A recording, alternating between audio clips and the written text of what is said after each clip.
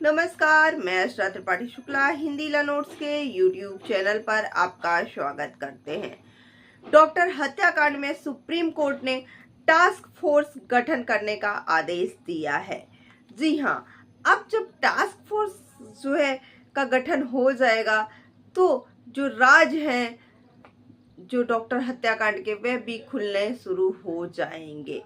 National task force का गठन करने के लिए सुप्रीम कोर्ट ने आदेश दिया है, जो कि टास्क फोर्स वह 3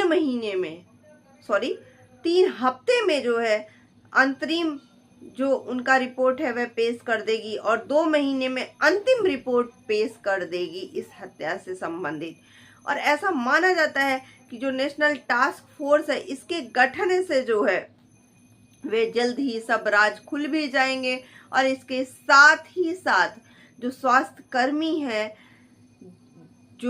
उनकी भी रक्षा हो पाएगी। उनके सुझाव कमिटी के जो टास्क फोर्स गठन हो रहा है उसके वह भी मायने रखेंगे कि बाद में उसमें क्या बदलाव किया जाए, कैसे डॉक्टर सुरक्षित रह सके, डॉक्टर्स की सुरक्षा कैसे हो सके। जो जीवन दान आज तक हमने सुना है कि भगवान के बाद डॉक्टर्स ही हैं जो हमें जीवन देते हैं, यानी कि डॉक्टर्स को एक तरीके से जीवन दाता भी माना जाता है और अब आज उन्हीं का जीवन खतरे में आ गया है। जी हाँ, ट्रेनी डॉक्टर के साथ जो वैसीपन हुआ, जो कि 30 साल की एक डॉक्टर थी और इसके साथ ही साथ जो उनका वैसीपन हुआ उनके साथ में वह उन्हीं के अस्पताल में हुआ और इसके साथ ही साथ जो डॉक्टर थे वहाँ के, जो अस्पताल प्रशासन था, उसने सच्चाई छुपाई और हत्या को आत्महत्या बनाने का प्रयास भी किया। सुप्रीम कोर्ट ने इस पर भी जो अस्पताल प्रशासन है उसको फटकार लगाई कि पहली एफआईआर अस्पताल प्रशासन ने नहीं की। क्यों? इसके साथ ही साथ आपको बता दें कि जो पहला एफआईआर था वह लड़की के पिता ने कराई थी। जब लड़की की यह हालत देखी तो उन्होंने, जो लेडी डॉक्टर है, प्रशिक्षु डॉक्टर है, ट्रेनी डॉक्टर है, वह 36 घंटे ड्यूटी करके रेस्ट कर रही थी जब उनके साथ ऐसी वारदात हुई। ये वारदात कोई आम वारदात नहीं थी, ये केवल रेप नहीं था, बल्कि उनके साथ वो सब कुछ हुआ जो कि नहीं होना चाहिए। उनके शरीर को तोड़ मरोड़ दिया गया, उनके चश्मे को फोड़ दिया गया, उनकी आंखें फोड़ दी गई। ऐसी भयानक स्थिति जो लोगों को देख करके उनके रोए खड़े कर दे, ऐसी स्थिति आ गई थी। अब ऐसे माँ बाप अपने बच्चे को कैसे देख पाएंगे? पिता ने एफआईआर कराई, वो भी 3 घंटे बाद हुई एफआईआर, क्योंकि पिता को भी ऐसा कहा गया है कि पिता को भी मिलने नहीं दिया गया था और 1.5 से 2 घंटे उनको बाहर रखा गया था और उसके बाद में पिता ने डेड बॉडी को देखा था।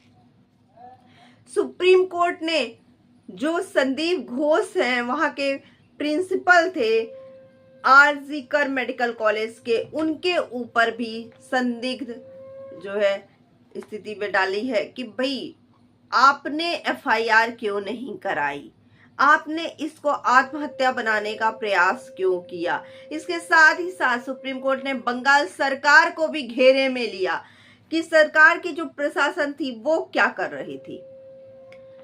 बंगाल सरकार को भी सुप्रीम कोर्ट ने फटकार लगाई है और उन्होंने यह भी कहा है कि जो संदीप घोष है, जिससे कि सीबीआई पूछताछ कर रही है, लगातार 45 घंटों से पूछताछ कर रही है, वह सीबीआई अपना रिपोर्ट पेश करे कि इस केस में आगे क्या खुलासा हुआ है। इसके साथ ही साथ सुप्रीम कोर्ट ने जो नेशनल टास्क फोर्स है उसका भी गठन कर दिया है कि जो सुरक्षा मुहैया कराया जाना चाहिए डॉक्टर को, उससे रिलेटेड जो भी जानकारी मिलेगी, जो भी सुझाव मिलेगा, उसका पालन कराया जाएगा। आरजीकर मेडिकल कॉलेज की ये घटना थी जहां पर बलात्कार हुआ और हत्या की शिकार हुई जो डॉक्टर है उसका नाम, फोटो, पहचान भी सुप्रीम कोर्ट ने हटाने का आदेश दे दिया कि सोशल मीडिया पे ये फोटोज वीडियोस अधिक वायरल हो रही हैं, जो है उसकी निजता का हनन है, तो उसकी फोटोज वीडियोस को हटा देना चाहिए, ऐसा भी सुप्रीम कोर्ट ने कहा है। कोर्ट ने डॉक्टर जो है जो कि हड़ताल पे हैं उनको लौटने की अपील की है कि भाई आप लोगों का जो सुझाव है वह माना जाएगा, आप लोगों की सुरक्षा का ध्यान रखा जाएगा, लेकिन इससे क्या हो रहा है, आम लोगों को हानि हो रही है, तो आप जो है अपने ऑफिस में, अपने क्लिनिक पे वापस लौट जाएं। इसके साथ ही साथ जो प्राथमिकी दर्ज कराने में जो देरी हुई थी अस्पताल की तरफ से, अस्पताल के लोगों की तरफ से, अस्पताल के प्रिंसिपल की तरफ से, जो कि संदीप घोष जी जो संदिग्ध के दायरे में हैं, तो उस पर भी सुप्रीम कोर्ट ने सवाल उठाया है। इसके साथ ही साथ स्वास्थ्य और सुरक्षा का जो समझौता है, सुप्रीम कोर्ट ने कहा उस पर जो है कोई भी समझौता नहीं किया जाएगा, कुछ भी ऐसा बर्दाश्त नहीं किया जाएगा कि किसी के साथ अगर स्वास्थ्य पर या फिर जो है सुरक्षा के मामले में जो है अगर उनको दिक्कत आ रही है। क्योंकि क्या होता था, मेडिकल कॉलेज से लेकर के हॉस्टल तक जो है लड़कियां पैदल जाती थी, उनकी सुरक्षा का भी ध्यान नहीं रखा गया। इस मुद्दे को भी ध्यान में रखा जाएगा इसमें। इसके साथ ही साथ सुप्रीम कोर्ट ने जो संस्थागत विफलता है उस पर भी चिंता जताई कि लड़की के साथ बलात्कार होता है, लड़की की आंखें फोड़ दी जाती हैं, उनके पैरों की हड्डियों को मोड़ दिया जाता है, उसके साथ ऐसा घिनौना कृत्य होता है और वो भी मेडिकल कॉलेज में। और उस पर भी जो वहां के प्रिंसिपल थे, जो वहां का स्टाफ था, उन्होंने कोई एक्शन नहीं लिया। क्यों नहीं लिया और देरी क्यों हुई? इसके साथ ही साथ 14 और 15 अगस्त की रात को कुछ लोगों ने अस्पताल में जबरदस्ती घुस करके इमरजेंसी के शीशे तोड़े, वहां पर उपद्रव मचाया। उस पर भी बंगाल सरकार को, बंगाल प्रशासन को घेरे में लिया सुप्रीम कोर्ट ने, कहा कि उस पर रोक क्यों नहीं लगाया गया। इसके साथ ही साथ सुप्रीम कोर्ट ने सीबीआई जो जांच कर रही है उसका स्टेटस मांगा है, क्योंकि संदिग्ध घोष जो कि प्रिंसिपल है उस मेडिकल कॉलेज के, उनको संदिग्ध के दायरे में रखा गया है, तो उनसे सीबीआई लगातार पूछताछ कर रही है, तो सुप्रीम कोर्ट ने उस पर भी रिपोर्ट मांगा है। इसके साथ ही साथ जो वहां का हॉस्टल है उसकी सुरक्षा के लिए सीआईएसएफ के जवानों को लगा दिया गया है। सुप्रीम कोर्ट ने आदेश दिया है कि अब उसकी भी सुरक्षा सीआईएसएफ के जवान करेंगे। इसके साथ ही साथ सुप्रीम कोर्ट ने बंगाल सरकार को एक आदेश और भी दिया है कि जो शांतिपूर्ण प्रदर्शन कर रहे हैं, ऐसे प्रदर्शनकारियों के खिलाफ जो है कोई भी ताकत का इस्तेमाल बंगाल सरकार नहीं करेगी। सुप्रीम कोर्ट के ये आदेश थे जो कि सुप्रीम कोर्ट ने बंगाल सरकार को दिया, प्रशासन को दिया और वहां के प्रिंसिपल को ही दिया।